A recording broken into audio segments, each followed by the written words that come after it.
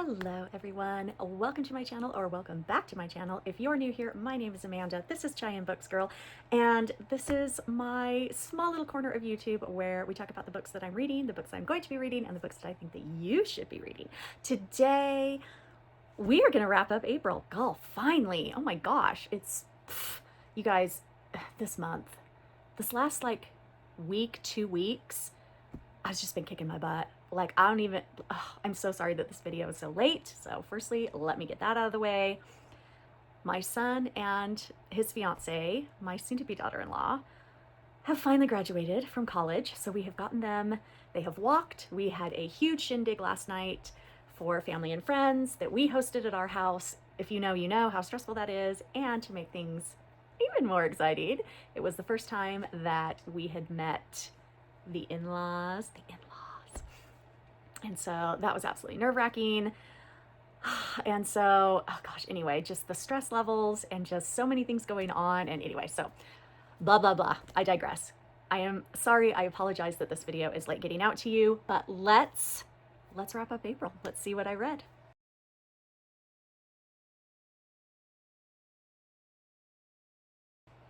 Okay, so for April, I read 13 books, which for me is kind of on the low end of what I normally read. But again, I've kind of been going through it these last 2 weeks, we'll just say the past month. So April was a bit of a slower reading month for me. Totally okay, not a big deal. As far as my TBR jar prompts went, I did really good on my KUs. Did great. I didn't finish either one of my physical books on my TBR polls. So I'm a little bit disappointed with myself for that. So we had the most recently purchased, which was The Dreadfuls by A. Ray Dunlap.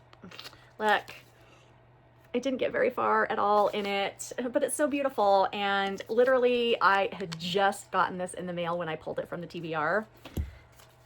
So yeah, I didn't finish that one. Hopefully I'll be able to finish it for May. And then I had a witchy pull, which I decided to read One Dark Window by Rachel Gilliag. And look, I didn't get very far in this one either.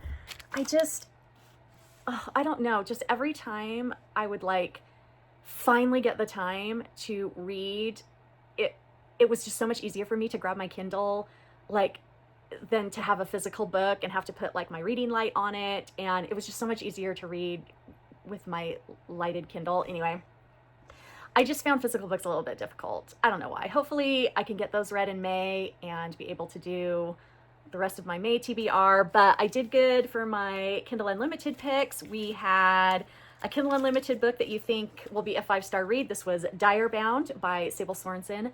Loved it. Oh my gosh, it was so, so good.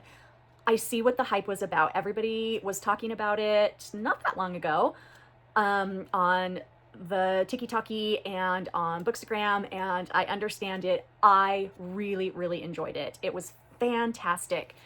The way that she built up this world, this fantasy world, and then integrated the characters into it, and they each kind of had their own backstory, and you really fell in love kind of with the characters. And then not only that, but our female main character, she is bound to this dire wolf, and you get to know this dire wolf, and you kind of fall in love with her personality, and they're both warriors. And oh my gosh, it was so good. I cannot wait to read the next one, and it doesn't come out for I don't know, till July. I'm dying. And would I give it 5 stars? Was it a 5-star read? Let me see what I did give it. Hold, please. I gave it 4.5 stars, and here's why. Because sometimes I felt like the female main character, which I really enjoyed the female main character. I felt like she was written well, and I felt like she had a lot of things about her, characteristics about her that really made you empathetic towards her. But I felt like a lot of the decisions that she made during the course of the book, I feel like the author chose to do that in order to move the plot along. And I'm not saying that that's a bad thing, because obviously, I mean, you need the plot to move along. Hello, it's a book. That's what you need to do. But sometimes if you do that and it doesn't feel natural, and it doesn't feel as if it's just kind of, naturally progressing that way, then it can sometimes feel a little bit jarring in the book. And sometimes I felt like the decisions, obviously they were really bad decisions, and sometimes I felt like the author was putting those in there just to kind of move a story plot line in a certain direction. And so you were like, well, it doesn't seem like she would make a decision like that. Like, why did she do that? That doesn't jive with her, personality and her, like, I don't understand why she's doing that. And so I didn't give it a 5-star because there were moments in the book that I felt like the personality of the female main character and then some of the decisions that she was making were kind of not congruent. And I felt like it was just kind of being used as a plot momentum. I don't know what to say. It was just kind of being used as a tool as opposed to it kind of naturally flowing in the story. Anyway, that being said, I really did enjoy the book. Highly, highly recommend it. I can see now why everybody was talking about it on social media. So, okay, that was that one. I finished that one, so I'm proud of myself. Then we had the first book of a finished series. That one I did Mile High by Liz Tomford. This is the first book in her Windy City series. This is a sports hockey romance. Let's see, what did I rate this one? I gave this one a 4.5 stars. I actually did really enjoy it. Now, when you're reading an ebook, you don't really know because you can't physically see it, but you don't really have a visual cue of how thick the book is. And so I kind of went into this particular book thinking that it was kind of a, I don't know, just, like your everyday sports hockey romance, I don't know, 200 pages maybe. No, this was a long book. In fact, let me see if I can tell you how many, hold on a second, I'm gonna find out how many pages this is. Okay, yes, it's 603 pages. So I had no idea going into it that it was going to be a chonker, like over 500 pages. So 603 pages, I did not realize it was going to be that long. However, I did really enjoy it. But I kind of got to that point in the book where I was like, are we wrapping this up? Like it's starting to feel like it's too long. Okay, let's wrap this up. Let's, happily ever after. Let's give them their ending and let's wrap this up. You know what I mean? Like it kind of felt like it was just a little bit too long. I really did enjoy it. I like the way that Liz Tomford writes. I really felt deeply for the characters. I enjoyed them. I fell in love with them. I wanted them to get together. I wanted them to have their happily ever after. But again, it was just kind of, I got to a point where it was like, okay, like there's not much more that can happen. So, it's probably time to wrap it up because it was quite long. So, okay. And then the last Kindle Unlimited book we had was Small Town. And originally I had picked Morsel for this. I'll put it up here for you so you can see. But this is a new release and it did not release on Kindle Unlimited until I believe the middle to the end of April. And so what I ended up doing is I ended up pivoting and I grabbed Wolfworm by T. Kingfisher instead. And ended up really, really enjoying it. Again, so this is only the second book that I've read by T. Kingfisher. You'll remember I read The Twisted Ones, which was my first one by her. I really enjoy the way that T. Kingfisher writes. I enjoy her writing style. I enjoy the way that she describes things and how she pulls you right in to this world and these characters and these things that she is talking about, whether it's supernatural or whether, it's something in real life. And she really has this way of describing things to put you there. So you really see it in your mind. So Wolfworm is about a woman. This is kind of written in kind of the past. I want to say this is more of like the late 1800s, early 1900s type era, where women are not really, they're more kind of prone to being like governesses, or they're more prone to being school teachers, and that's kind of acceptable professions for women, nurses, things of this nature.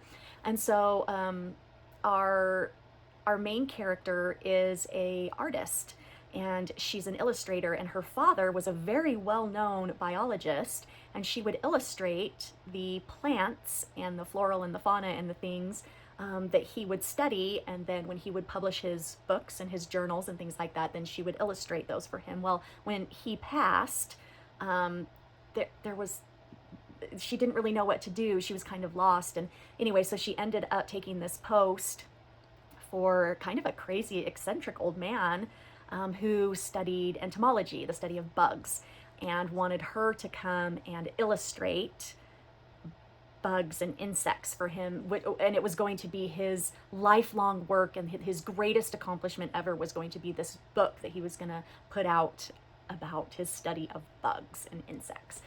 And absolutely fascinating the way that she would describe some of these books. And honestly, I now know more about insects and bugs than I ever wanted to know. Facts that I did not need to know about bugs. Thank you very much, T. Kingfisher. But anyway, so as you know, she's kind of doing this, she kind of discovers that he has secrets, and it's in a very small town. There's that feeling of kind of Southern Gothic, forests and kind of dripping willows, and a lot, you can feel kind of the tension in the air from like religious undertones about a devil in the woods, and the help at the place where she's staying at his, you know, his mansion, his home, way away in the country, is a lot of the staff are colored people, and they of course have their own lore and their own kind of traditions and things that they believe. And so it has these kind of cultural references, you know, and you can feel kind of these undertones of racism and these kind of cultural clashes and things, and it just kind of drips with this tension and, you know, this atmosphere that you can feel. And it's definitely got supernatural elements, but then, you know, you bring in the bugs and the insects, and it's absolutely horrifying. It really is. It's absolutely horrifying and graphic and disturbing, and it's absolutely entertaining, and I really enjoyed it. So that's Wolfworm by T. Kingfisher. Let's see, what did I give that one? I gave that 4.25 stars. I did enjoy it. I really did. But I think you really need to kind of gird your loins and kind of, you know, steel your stomach if you're going to read it, because it really is, she really does describe things very graphically, and some of it is quite disturbing and can kind of give you a queasy stomach if you're not ready for it. So anyway, that's my 2 cents on that. So anyway, okay, so those were my TBR jar picks, and so let's move on to the other books that I read. Okay, so next we have Her Last Breath by Taylor Adams. Holy moly, you guys. Okay, so I did give this one 5 stars, and I'll tell you why. So this is the second book that I've read by Taylor Adams. The other one, the first one that I read, I gave 5 stars too. This is a thriller, and this is, if you are claustrophobic, if caving or like splunking or things like that are not for you, I would not read this book. I don't consider myself like claustrophobic, or like I don't feel like I am, but holy crap, this book scared the crap out of me. And not because I didn't know who like the killer was, and not because I didn't know what was going on, but because the scenes in these caves were absolutely terrifying. If I see a cave from 100 yards away, I am turning right around and walking in the other direction. There is no way on God's green earth I'm entering a cave. Not in the slightest. It was very interesting. I learned a lot of things about caving and about exploring caves. Again, making me not want to do it. But I actually had dreams about this book because it terrified me so much that I had nightmares about this book, about being stuck in caves, about being stuck in such a skinny little tube, and then having water come in and flood the tube, and then trying to feel like, how am I going to do it? Do I have a straw? I mean, just the most absolutely terrifying, claustrophobic, caving, just, if they ever made a movie of this, I don't know if anybody could watch it. I don't know, how could they rate that? Rated N, not to be seen, NTBS, not to be seen by human eyes, because it's so freaking terrifying. Oh my gosh, you guys, I gave it 5 stars because it literally caused my heart to seize. I was so freaked out by this book, and I dreamed about it. I gave it 5 stars because I dreamed about it. And if you have a book that gives you nightmares and causes you to think about it so hard that you're dreaming about it, that I'm sorry, but that deserves 5 stars. There's just no other, I mean, clearly that this book affected me. Anyway, Her Last Breath by Taylor Adams. I don't know that I recommend it, because clearly this is not going to be for everybody, but wow. Wow. It was, whew, it was a ride, I'll tell you that much. Okay, next we have Bloom in Blood. This is by Eva Chase. This was an ARC copy that was sent to me. This is the first book in the second fate of Elodie Divine. This is a new series that she has started.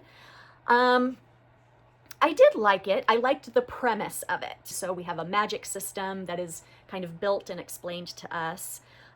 We have magic users, and depending upon your magic affinities, you can be fated or paired with other people that you match with. And so we have our female main character, and she has been matched with several others, guys. So this is a reverse harem. I know that's not for everybody, so warning on that. And so one of her fated has been killed, and he has died. And all of them are in grieving and mourning, and they just don't know how they're going to get past it. Obviously, it's left this huge hole, not only in her heart, but in their set. She is taken from her timeline, as she is pulled by magic into a different timeline. And the only reason that this works is because the Elodie in this second timeline has been murdered. And the family of Elodie in this second timeline has purposely used up all of the magic that they have and that they can to pull another Elodie from another timeline so that she can solve this murder. The problem is that obviously she's left behind her fated, her pairs, her fated, I don't want to say mates because it's not like a shifter thing, but her fated pairs, and she's been pulled into this other timeline. So now she has to become the Elodie of this timeline and then solve her own murder, which isn't really her murder, it's the other Elodie's murder. This is very confusing. Do you see? Time shifting is so freaking confusing. Anyway. And of course, members of her family that have died in her timeline are alive in this timeline.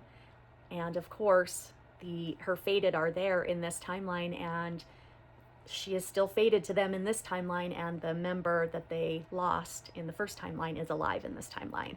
And so she's trying to fight, she's kind of fighting against herself. She wants to solve this murder because, she feels empathy and sympathy for the family because it's her family. So obviously she feels, this is her family and she loves them, even though it's not really her family.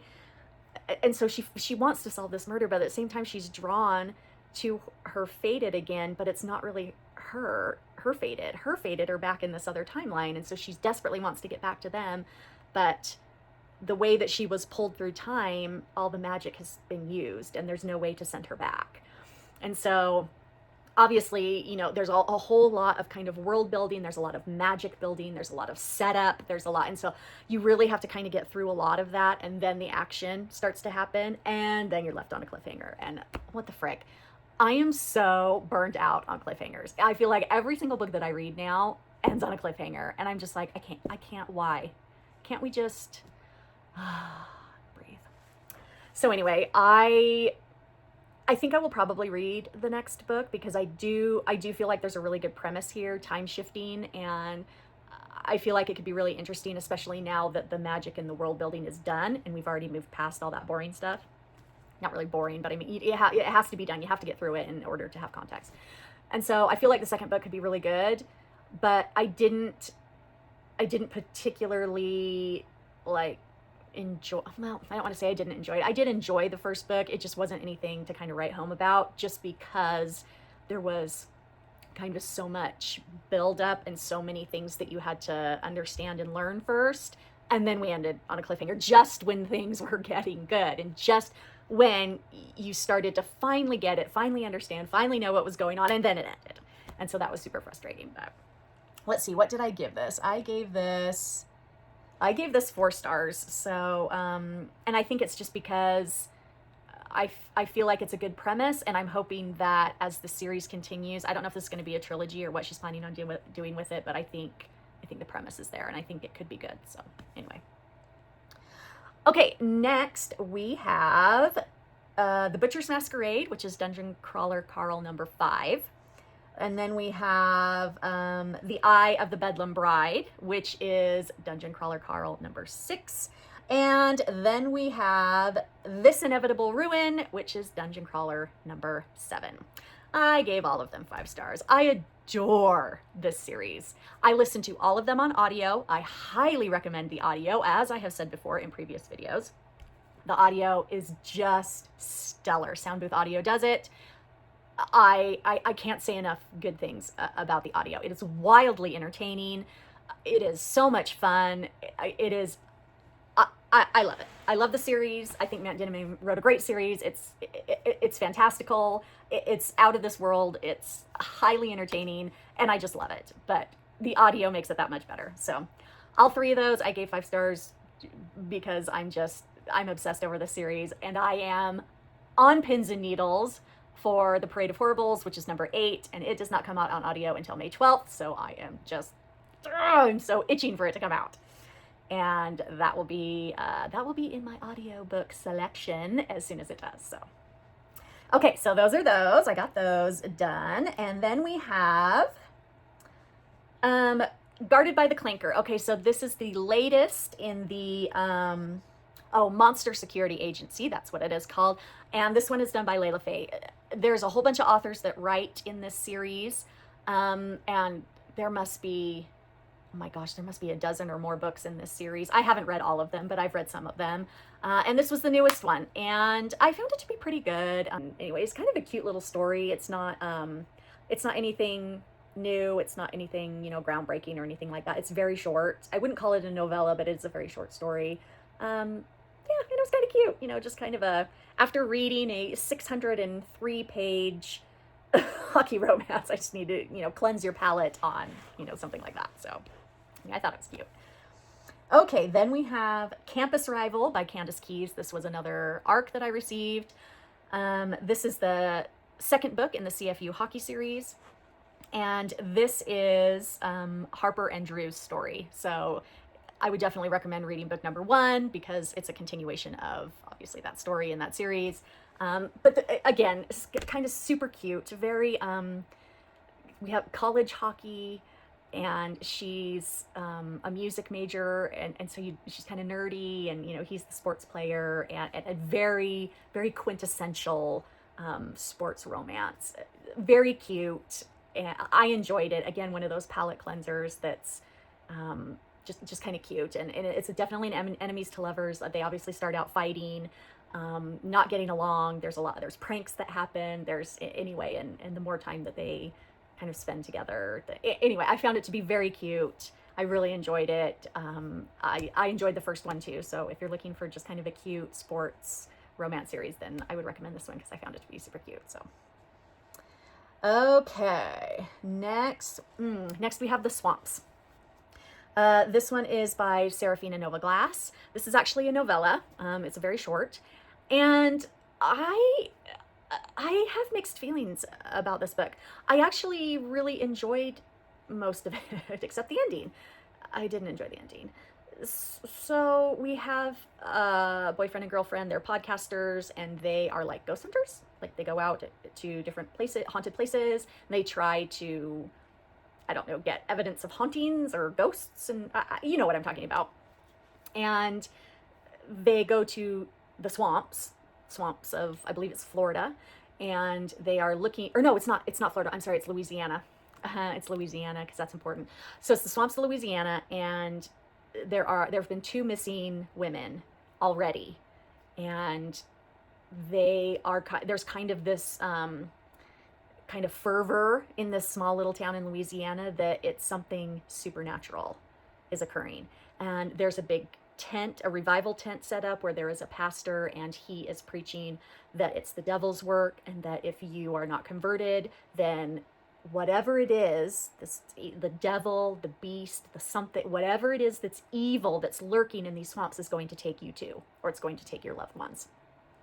And so there's that going, very religious fervor kind of going on there. And then you have kind of on the other side of town, you've kind of got the, kind of in the bayou where you have kind of the Creole voodoo, cultural kind of stuff where there's kind of this lore that kind of goes along with that culture and that vibe in the swamps. And so you have that going on, and it's this kind of atmosphere that she creates, and you can feel you've got missing women, nobody knows what's happening, and you've got religious fervor over here, you've got voodoo over here, witchcraft, all sorts of kind of supernatural elements that kind of play into the storyline.